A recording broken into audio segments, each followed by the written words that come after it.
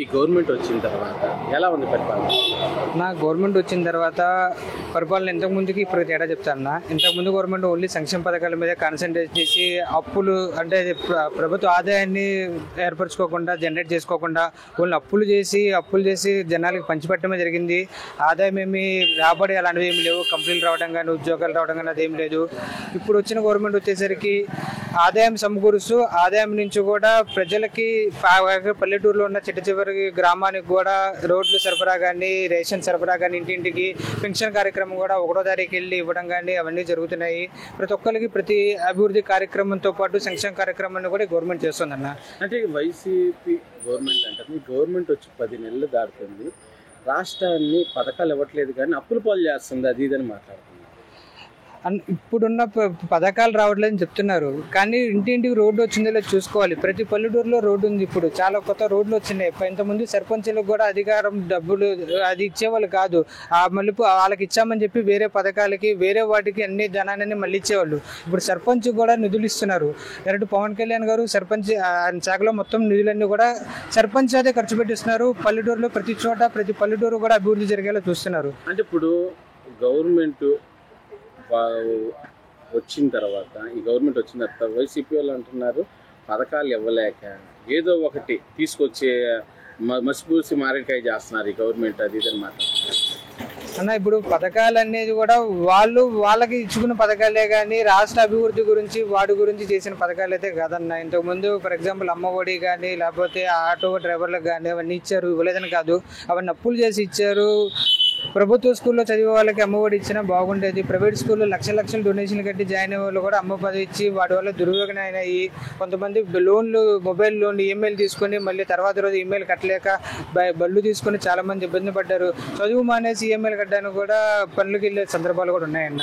అలాంటి ట్యాబులు ఇచ్చారు. Last time ఏమైందన్నా పబ్జీలు ఆడుకోవడానికి వాటికి ఇంటర్నెట్లో అనవసరం వీడియోలన్నీ చూసి పిల్లలు పాడైపోవడానికి బాగా ఉపయోగపడుతున్నాయి. చాలా ఇప్పుడు కూడా చూడొచ్చు చాలా మీమ్స్లోను వాటిల్లోనూ ట్యాబ్లు అన్నీ తిరుగుతున్నాయి. బైజూస్ అన్నారు. బైజూస్ ఏముందన్నా అది వాళ్ళకైతే ఇన్ఫర్మేషన్ అయితే పాస్ అవ్వలేదు కదా విద్యార్థులకి. ట్యాబ్లు కూడా పనిచేయకుండా అయిపోయినాయి. అంటే ఇప్పుడు మాజీ ముఖ్యమంత్రి అయ్యుండి అధికారులను బట్టల రోడ్డు తీసి నిలబెడతాను అని మాట్లాడటం కరెక్టేనంటారా? అధికారంలో ఉన్నప్పుడు అతనికి వర్తాసపడిన అధికారులందరూ కూడా ఇప్పుడు ఏ పొజిషన్లో ఉన్నారో కూడా మనం చూస్తున్నామన్నా. తప్పుకి కొమ్ము కాశారు, జైలు చుట్టూ తిరుగుతున్నారు, జైలులో ఉన్నారు, కోర్టుల చుట్టూ తిరుగుతున్నారు. ఇప్పటికి కూడా చాలా మంది శ్రీలక్ష్మి లాంటి ఎంతో గొప్ప భవిష్యత్తు ఉన్న ఐఏఎస్ ఆఫీసర్ లాంటి వాళ్ళు కూడా ఈ పదవులు పోగొట్టుకుని జైలులో తిరుగుతూ శిక్షలు అనుభవించి చాలా మంది ఉన్నారన్న. ఇప్పటికైనా కానీ అధికారులు కొంతమంది న్యాయం వైపు నిలబడుతున్నారు. న్యాయం వైపు నిలబడితే ఈయనకు వచ్చిన నష్టం ఏంటన్నా? అంటే ఈయనకి అన్యాయం వైపు ఈయన తరపు నిలబడితే అప్పుడు ఏమన్నా మంచి చేసిన వాళ్ళు అవుతారేమో అని మాట్లాడటం కరెక్ట్ కాదన్న. అది ఒక అధికారాన్ని మాట్లాడటం కరెక్ట్ కాదు. అది ఇప్పుడు అధికారంలో లేడు ఈయన. 5 సంవత్సరాలు అయిపోయింది, అధికారం లేదు. ఇప్పుడు నువ్వు అధికారంలో లేవు, నువ్వు ఒక ఎమ్మెల్యే మాత్రమే.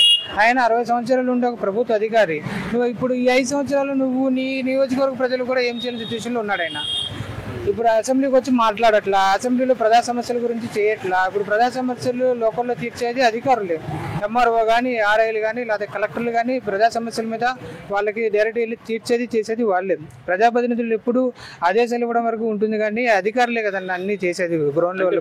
ప్రజలు సమస్యలు ఉన్నప్పుడు కానీ కాకుండా ఎవరైనా చనిపోయినప్పుడు వచ్చి ఇలా మాట్లాడటం కరెక్టేనా? ఇది ఎలా ఉందంటే అన్న, ఇది కరెక్ట్ కాదు. ఇప్పుడు ఆయనకి కావాల్సిన అటెన్షన్ అన్న, ప్రజా సంక్షేమం కాదు, ప్రజల మంచి కాదు. ఆయనకు కావాల్సింది ఆయన భజన చేయాలి. ఆయన కావాల్సిన ఆయన అటెన్షన్ మాత్రమే. ఎప్పుడు ఏదో ఒక విధంగా ఆయన జనాల్లో నానాలని ఉంది కానీ ప్రజలకి మంచి చేసి జనాల హృదయాలు ఉండాలని కాదు. ఆయన జనాల్లో ఉండాలి, ఏదో ఒకటి క్రియేట్ చేసుకుని కాంట్రవర్సీలు చేసుకుని జనాల్లో ఉన్నాడు. మంచి చేసి లేడు. మంచి చేస్తుంటే 150 సీట్లనే ఇచ్చేవాళ్ళు కదన్నా. 130, 120 ఇచ్చేవి. 11 కింద మిగిలిపోతారన్న. ఇప్పుడు మాజీ ముఖ్యమంత్రి అయ్యుండి ఈరోజు అధికారులపై అనుచిత వ్యాఖ్యలు చేయడం కరెక్టేనంటారా? ఆయన ముఖ్యమంత్రి చేశాడు, 5 సంవత్సరాలు చేశాడు మన ఆంధ్రప్రదేశ్కి. ఏంటి ఈ రోజున ఆయన ప్రతిపక్షాన్ని కూడా లేకుండా ఎమ్మెల్యేగా చేస్తా. ఆఫ్టర్ ఆల్ ఒక ఎమ్మెల్యే, పులివెందుల ఎమ్మెల్యే అతను. ఈరోజు అధికారులు తిప్పి అంటే ఎంత ఒళ్ళు బలుపు మాటలు, ఎంత బలిసి మాటలు మాట్లాడుతున్నారంటే ప్రజలందరూ చూస్తున్నారు. ఈరోజు నువ్వు ముఖ్యమంత్రి చేసావు, నువ్వు అధికారులను తిట్టచ్చా? వాళ్ళ ముందు నువ్వెంత, వాళ్ళు చదువుకున్న అధికారులు, నువ్వు 5 సంవత్సరాలే నీది అధికారం, వాళ్ళు 62 సంవత్సరాల దాకా అధికారులు, వాళ్ళు ఆఫీసులుగా పనిచేయాలి, చేస్తారు కూడా. వాళ్ళని అంటున్నావు అంటే నీ గొయ్యి నువ్వు తవ్వుకుంటున్నావు, నీకు పోయే కాలం దగ్గర పడి అధికారులు తిడుతున్నావు. అంటే బట్టలు తీసి నిలబెడతాను, ఉద్యోగాలు మేము తీసేస్తాను అని మాట్లాడటం. అదే ఇప్పుడు ఆయన్ని కూడా బట్టలు కూడా తీసి కొట్టే రోజులు దగ్గరలో ఉన్నాయి. అందుకని ఉలిక్కి పడుతున్నాడు అన్నమాట. అమ్మో బట్టలు నాకు ఉడదెత్తారులే అని అది తెలుసు. రేపొద్దున వాళ్ళ బాబాయ్ కేసులు లోపలేస్తారని తెలుసు. ఆడ అవినీతి సంపాదించిన దాంట్లో లోపలేస్తారని తెలిసి ఉలికిపాటు అనమాట. పోలీసు వాళ్ళ మీద వాళ్ళ మీద ఉక్రోషం కక్కుతున్నాడు. అంటే మళ్ళీ నా గవర్నమెంట్ వస్తుంది అప్పుడు మిమ్మల్ని వదలను అది ఇదని మాట్లాడుతున్నారు. ఇంకా మొత్తం అనేది పగట కలగొంటున్నాడేమో. అవన్నీ జరగని పనులు, అది జరగవు. ఏం చేసావని వస్తావు? ఒక్కసారి అంటే మీ నాన్నగారిని చూసి, వైఎస్ రాజశేఖర రెడ్డి గారిని చూసి నిన్ను నమ్మారు, నీకు ఓటేశారు. ఇవాళ నిన్ను నమ్మే పరిస్థితి లేదు, నీకు ఓటేసే పరిస్థితి లేదు. నీ కుటుంబంలో చూసుకో ముందు. జనాల సంగతి నీకెందుకు? నీ అమ్మనే, నీ అక్కనే, నీ చెల్లిని చూసుకో, షర్మిల గారిని, విజయమ్మని చూసుకో. జనాలను చూసినట్టే వాళ్ళని చూసుకుంటే సిగ్గు లేకుండా మాట్లాడతావు. ఇంకా జగన్మోహన్ రెడ్డి మాజీ ముఖ్యమంత్రి అయ్యింది, మళ్ళీ రెండోసారి అధికారులు పోలీసులని అనుచిత వ్యాఖ్యలు చేయడం కరెక్టేనంటారు అసలు? ఇప్పుడు ప్రజా ముఖ్యమంత్రిగా గతంలో 5 ఏళ్ళు చేశాడు. అధికారులను ఎలా ఉపయోగించుకోవాలో అంతకన్నా అధ్వానంగా ఉపయోగించుకున్నాడు. గేటుకాడ కాపలాదారులాగా ఉపయోగించుకున్నాడు. ప్రతిపక్షాల మీద ఎప్పుడు పడితే అప్పుడు దాడులు చేపించడం, లేని కేసులు పెట్టియడం, జైలుకి పంపించడం. రఘురామకృష్ణరాజు లాంటి వ్యక్తిని కేంద్ర మినిస్టర్లో A to Z PMతో కూడా పరిచయం, ఏంటి రాజుగారు అనే పిలిచే వ్యక్తిని కూడా 3rd డిగ్రీ ప్రయోగించి అధికార దుర్వినియోగం చేసిన ఏకైక ముఖ్యమంత్రి ఎవరు ఉన్నారంటే జగన్మోహన్ రెడ్డి.